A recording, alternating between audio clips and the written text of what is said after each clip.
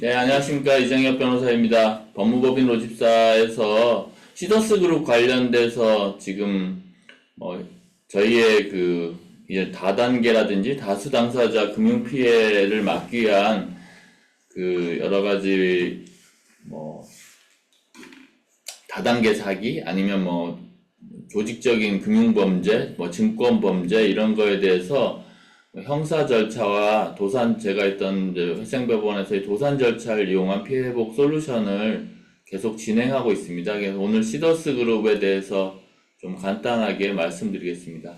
시더스 그룹과 관련해서 지금 이상은 회장이 방판법으로 구속됐다가 1심 구속기간이 사실 만료될 상황에 처해서 보석이 인용돼서 나온 것으로 알고 있습니다.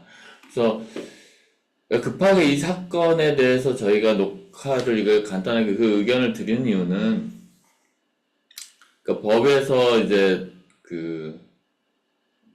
6개월 동안의 구속기간을 또 둔 것은 아직 유죄가 확정되지 않은 피고인에 대해서 너무 장기간 국가가 구금할 수 있는 법적 어떤 제도를 두는 것은 큰 문제가 있다라고 생각을 해서 6개월 동안의 제한을 둔 것이고, 이건 형사적인 대원칙이기 때문에 이런 경우에 지금 6개월 기간 내에 1심 판결을 형사 공판 절차를 모두 할 수 없는 상황이 생겨서 부득이하게 보석을 인용했다라고 저는 생각하고 있습니다.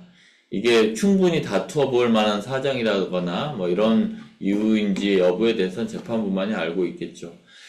이 문제는 보통의 다른 사건의 경우, 예를 들면 비슷한 사건 같은 제이유 사건, 주수도 사건이나 IDS 홀딩스, 이노 AMC 대부 여러 가지 다단계 금융 범죄의 경우에 이렇게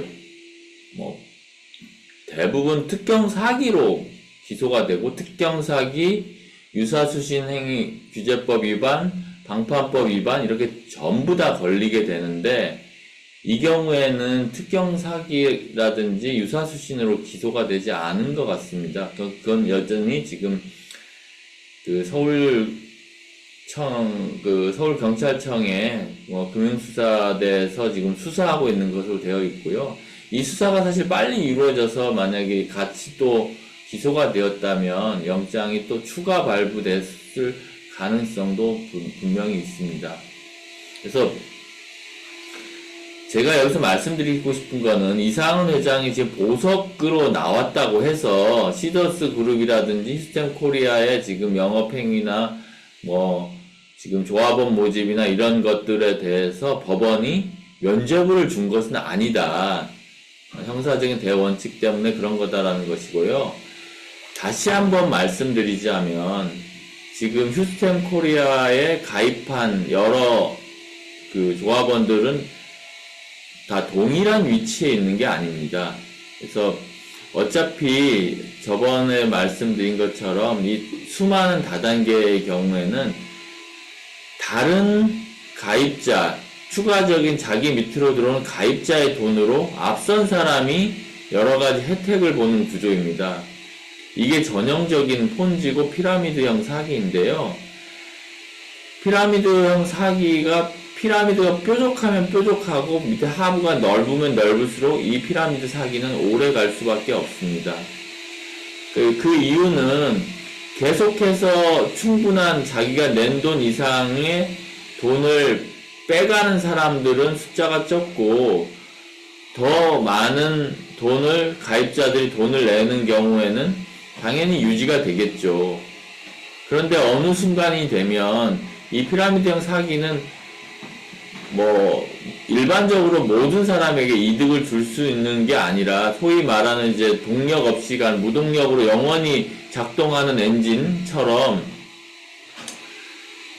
새로운 가치를 자기들의 팬덤, 그런 조합원 밖에서 창출하는 게 아니라 조합원들끼리 계속 돌려막기를 하는 겁니다. 새로운 사람들이 들어와서 선수금을 내거나 가입비를 내면 그 돈으로 앞선 사람들에게 보장된 여러 가지 수익금이라든지 뭐 배당금이라든지 명목은 어떻게든 좋은데 그걸 쇼핑 캐시나든지 뭐 해피캐시 등 같은 뭐 캐시란 이름으로 코인이란 이름으로 반환해서 가든 그 사람들에 대해서 가져갈 수 있도록 하는 거는 새로 들어온 조합원들의 돈입니다. 그래서 지금 요즘 다단계 사건의 경우에는 방판법, 유사수신행위법 이렇게 기소가 됐을 때 상위에 돈을 많이 가져간 사람들도 당연히 사기의 방조범이 돼서 처벌을 받도록 그렇게 하고 있습니다. 그래서 예전의 경우에는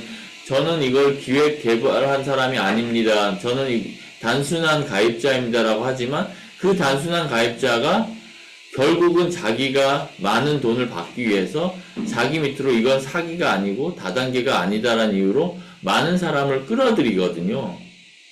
그리고 그 끌어들인 행위가 본인이 잘 몰랐다고 해서 면접을 받는 건 아닙니다. 객관적으로 바라볼 수밖에 없다는 얘기이고요. 본인이 자세히 살펴보지 않아서 이 사람들이 들어왔을 때 그 돈이 과연 어떻게 사용되는지에 대해서 충분한 인식이 없었다면 사기 방조가 충분히 가능하고 사기 공범도 가능합니다. 대부분의 경우 좀만 생각해보면 자기가 받아가는 해피캐시니 배당금이니 이런 돈들은 새로 들어오는 사람들이 낸 돈이라는 것을 분명하게 알 수 있을 것입니다. 그렇다고 하면 새로 들어온 사람이 없다면 일반 기업은 새로 들어온 사람의 돈에서 뭘 하는 게 아니라 시장을 새로 개척해서 뭔가 재화를 주고 서비스를 분명히 제공하잖아요. 그 사람들이 가입자가 아니더라도. 이 경우는 그런 게 아니기 때문에 당연히 폰지 사기에 저는 해당한다고 보고요. 폰지 사기에 해당하지 않는다는 댓글이 되게 많습니다. 다단계도 아니다는 댓글이 많습니다. 과연 그 사람들은 왜 그렇게 할까요? 저는 본인이 그런 걸 이유로 다른 사람들에게 많이 추천을 해서 돈을 많이 받아갔거나 아니면 자기가 현재 피해자라고 하더라도 새로운 피해자가 가입이 돼서 그 사람들 돈으로 자기가 먼저 빠져나가야 되기 때문이라고 생각을 하고 있습니다. 그래서 지금 금수대에서의 수사 이것에 대해서 좀 빠르게 진행될 필요가 있고요.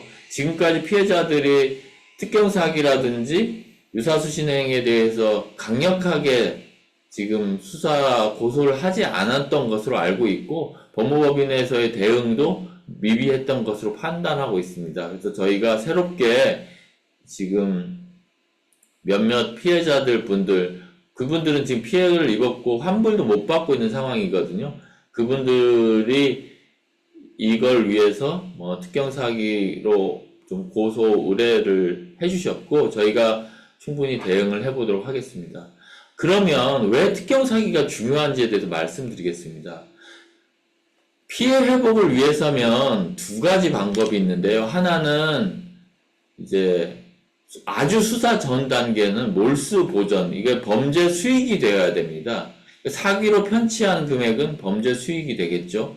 이 범죄 수익이 되려면 범죄 수익 은닉 규제법이라든지 부패재산 몰수 특례법이 적용이 돼야 되는데 이 법은 모든 범죄에 대해서 적용되는 게 아니라 특별히 사기 범죄, 특경 사기 범죄가 되어야 범죄 수익 은닉 규제법, 부패재산 몰수 특례법상의 범죄 피해 재산이 돼서 나중에 유죄 판결이 확정되면 피해자들에게 나눠줄 수 있도록 보전할, 처분을 못하게 할 몰수 보전, 추징 보전할 수 있는 근거가 되는 겁니다. 이게 너무 느리고 그리고 수사기관에서 엄격하게 하고 있지 않아서 충분한 걸 하고 있지 않아서 저는 파산제도를 통해서 아예 가해자들과 가해 법인에 대한 처분권 자체를 공적인 관리인인 파산과잉죄인에게 이전하는 것을 같이 하고 있는 것입니다. 그걸 제가 서울회생법원에 있을 때도 했었고요. 지금 서울회생법원에서는 아직까지 회생제도의 본질에 좀 부합하지 않는 게 아닌가. 우리가 무슨 채권 추심하는 법원인가 하는 생각이 있을 텐데 지금 회생제도 FTX 사태에서도 보듯이 법인 도산 절차에서 피해자 구제를 위한 그 법인 도산 절차의 필요성에 대해서 계속해서 이야기가 나오고 있고요. 제가 회생법원과 범죄 수익 환수하는 검찰의 조직과 협력해서 이러한 그 법 제도를 좀 더 고도화시킬 수 있는 그런 학회를 지금 곧 만들려고 하고 있습니다. 그래서 다시 돌아오자면 특경 사기가 되어야 범죄 수익으로 몰수 보전을 할 수 있고요. 그래서 그 몰수 보전을 하기 위한 목적으로도 빠르게 특경 사기에 대한 수사가 많이 진행되어야 된다, 이런 말씀을 드리고, 특경 사기가 기소가 되는 경우에는 법인 도산 절차에서도 마찬가지로 파산 관제인이 이 몰수 보전된 재산을 환수를 받아서 피해자에게 나눠주는 작업을 할 수 있도록 하는 게 우리나라 법 체계상 좀 더 맞다고 보입니다. 왜냐하면 몰수 보전을 해서 피해 환수를 검찰에서 할 수 있도록 법에 규정이 되어 있지만, 그 경우에 채권자들 사이의 분쟁, 예를 들면 본인이 1억이 손해인데 10억이 손해라고 이렇게 검사에게 얘기했을 때 어떤 식으로 다른 피해자들이 그런 것을 견제할 수 있는지, 그리고 어떤 절차를 통해서 채권을 확정할 수 있는지에 대해서 정확하게 규정되고 있지 않습니다. 그래서 그런 것들을 할 수 있는 게 법인 도산 절차이고요. 그래서 저희가 법인 도산 절차와 이 형사 고소를 같이 하고 있는 겁니다. 오늘 이제 급하게 이걸 또 찍은 이유 중에 하나는, 아니 이상은 회장이 나왔으니까 이건 무죄가 아닌가? 보석으로 나왔으니까 제대로 돌아갈 수 있는 게 아닌가? 이런 게 고민을 많이 하시는 분이 있어서 그런데 전혀 그건 아니고 형사적인 큰 대원칙 때문에 그런 것이다. 6개월 동안의 방파법 재판이 모두 끝나지 않았기 때문에 부득이하게 보석으로 불구속으로 재판할 수밖에 없었다, 이렇게 말씀드리고요. 어차피 3조 원이 넘는 그런 조사 피해 금액이 어디로 갔는지에 대해서 지금 짧은 시간 내에 수사기관이 모두 조사하기도 어렵습니다. 그래서 그 부분을 좀 말씀드리는 거고요. 두 번째, 무슨 지원 캐시라든지 새로운 제도를 통해서 살려보겠다라고 하는 게 있습니다. 이거는 보통 다른 코인 범죄 사기나 다단계 범죄에서 많이 일어나는 사기인데요. 코인으로 주겠다라고 했는데 그 코인이 가치가 없어지는 경우에 어떻게 하냐면, 본인의 투자금이나 예치금을 환불하는 게 아니라 새로운 코인을 상장시키겠다, 새로운 코인 상장시켜서 받아갈 거니까 새로운 코인을 받아라, 이렇게 해서 2차 피해를 하는 경우가 너무나 많습니다. 돈이 있으면 돈으로 환불을 하지 왜 다른 걸 주도록 하겠습니까? 코인이라는 거는 지금 그냥 발행하면 소프트웨어적으로 어떤 실체가 있는 게 아니니까, 이더리움 ERC20으로 바로 그냥 누구나 뭐 200~300만 원이면 코인을 발행할 수 있습니다. 그걸 너무 잘 모르시겠는데, 제가 블록체인 법학회 회장으로서 이제 코인과 관련돼서도 전문가라고 할 수 있는데요. 코인 발행 자체는 쉽습니다. 근데 그 코인의 대상이 되는, 코인의 가치를 보전할 수 있는 그 실물이 중요한데, 그 실물에 대한 아무 가치가 없어서, 사실 무슨 지원 캐시니 어떤 명목의 캐시를 한다고 하더라도 이제 그것은 가치가 없는 제2의 기망이다, 이렇게 말씀드릴 수 있습니다. 처음에 1000만 원 정도를 납부하면 2.6배의 가치를 산정해서 그걸 8대2로 캐시로 준다? 그것 자체가 저는 명백한 사기라고 생각을 합니다. 아니 1000만 원을 줬는데 이게 무슨 뭐 마법의 상자도 아니고 왜 가치가 1000만 원짜리가 2600만 원짜리 가치로 바로 둔갑을 할 수 있는지, 그거는 과학적으로 수학적으로 말이 되지가 않습니다. 그걸 뭐 믿는 분들도 있는데, 그걸 믿는다라고 하면 전 세계 모든 자금이 다 여기에 오겠죠. 그러니까 어떤 근거로 그렇게 된다는 겁니까? 그거는 본인은 인식하지 못하지만 본인은 빠른 시기에 2.6배의 캐시를 다른 사람이 들어올 때까지 다 써서 회수하겠다, 이런 생각밖에 없을 것이고요. 그거는 그것 자체로 범죄 피해에 묵시적으로 공모하는 것입니다. 그래서 뭐 지원 캐시나 새로운 캐시로 주겠다라는 거는, 그거는 이거에 대한 해결책이 전혀 아니고요. 어떻게든 지금 이 돈이, 선수금이 어떻게 흘러갔는지를 파악하는 게 중요하고요. 파산 절차에서도 지원 캐시라는 걸 가지고 영업을 해서 살릴 수 있다라고 하면 파산 법원에 공적인 관리자가 이렇게 하면 가능합니다라고 해서 영업 개시 허가를 할 수가 있습니다. 파산 절차 중에도. 그런데 그게 과연 가능할까요? 불가능하겠죠. 뭐 어떤 이유로 지원 캐시가 갑자기 없는 돈이 생기게 되는 겁니까? 그거는 전혀 뭐 어떤 뭐 특수한 이상은 회장과 그 측근들의 어떤 특수한 그게 아니고요. 어찌됐든 지금 결과는 선수금 낸 모든 자산들이 본인의 명의의 돈이 예금이었는데 이상은이 한 시스템 코리아 영농조합과 FSD 그런 회사로 들어가서 이상은 회장과 그 일당의 소유인 자산으로 변했다는 것이 핵심입니다.